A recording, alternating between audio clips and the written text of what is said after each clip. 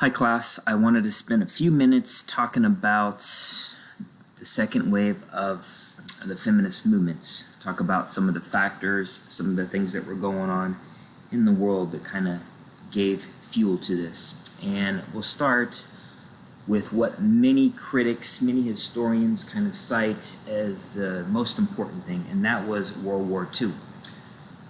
Right? And it does make sense. Who fights in the wars? Men. Right, so as men left the country, went overseas to fight in the wars, somebody had to do the jobs, right? And of course, who did those jobs? Women, right? So women became increasingly employed, right? Especially in the jobs that were needed for the war, those manufacturing jobs,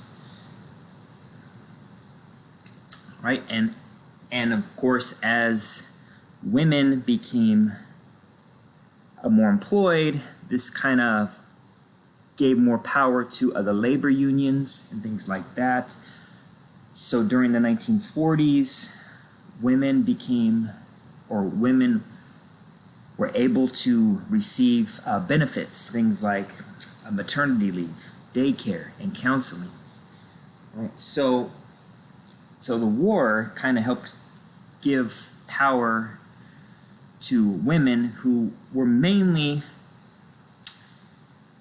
kind of resoluted right to the domestic sphere, right? So women were in charge of the home, they had to take care of the house, they had to raise the family.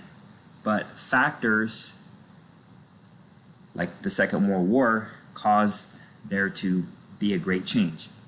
All right, so women are now a part of the workforce, a vital part of the workforce. But the war ends and men return. They end up taking the jobs back from the women. And not only that, they end up getting paid more. So if you tie this into the fact of the brewing civil rights movement of the late 50s and the 1960s, everything was right for the second wave. Right? Because the civil rights movement was all about equality. Right? So women who kind of experienced what happened to them during the war, it just seemed like everything was right for the moment. All right. Now, some of the goals and the ideology that shaped the second wave. I think the major slogan, the major saying during this was the personal is political, right? That's kind of the theme, and you can see that in some of these works. Now, these are novels, these are books that we're not going to read in class, but nonetheless, they are very important. And I think we cited this one, The Second Sex by Simone de Beauvoir, right?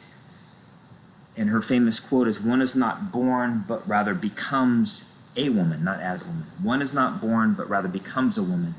So this is kind of a critique of how society kind of forces women to conform to the gender roles, right?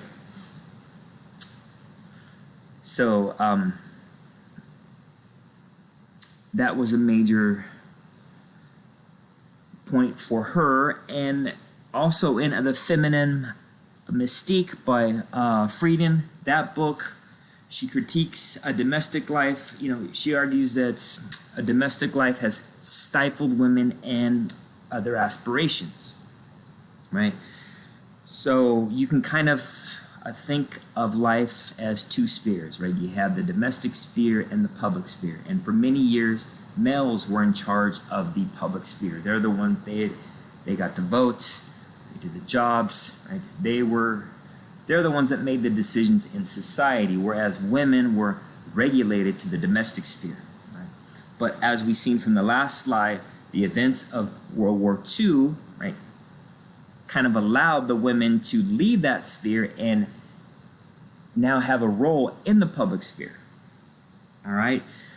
And then finally, we had Sexual Politics by Kate Millett, and she argues how men were the original oppressors.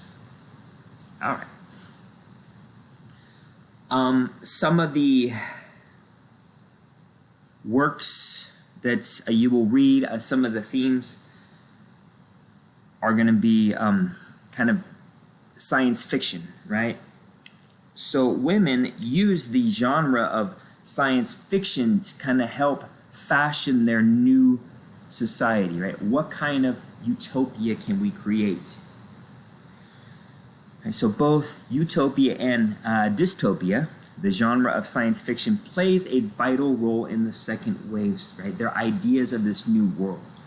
So I think it's kind of interesting how they are able to kind of use this genre as a vehicle to kind of, create this new world, right, in which women are no longer oppressed. Right. As the movement continues, or this wave, there was some friction, of course, and it seemed like the second wave kind of divided into two. You had those that were known as the equal rights group, right? They wanted the equality. They wanted the equality with men, right? They wanted to be on par, and they were kind of predominantly the older, rich white women. And the other half were known as the radical feminists, right? They're the ones that wanted great change.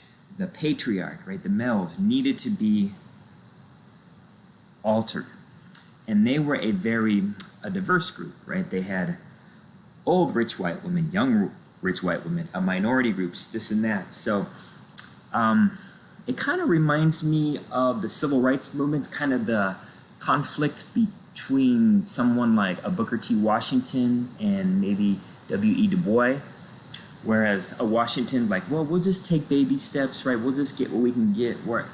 Whereas somebody like a W.E. Du Bois was like, no, right? We're going to go radical change. So it's kind of the same thing. And also the minorities group, right?